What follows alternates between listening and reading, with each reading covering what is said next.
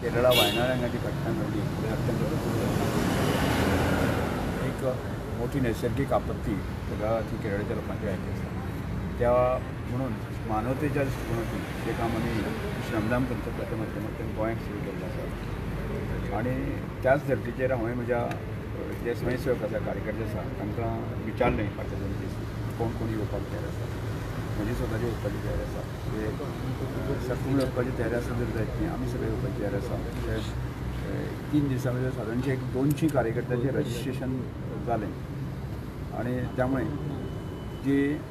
प्राथमीक स्वरुपान जी तांकां गरज लागता ती वचून आमी फाल्यां विधानसभा सोंपल्या उपरांत 2-3 दिसां भितर आमचें एक डेलिगेशन जें आसा तें वायनाडाक वतलें आनी त्या उपरांत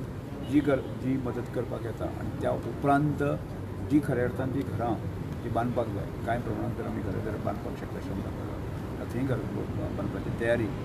आमच्या सगळ्या स्वयंसेवकांनी दवरली आसा.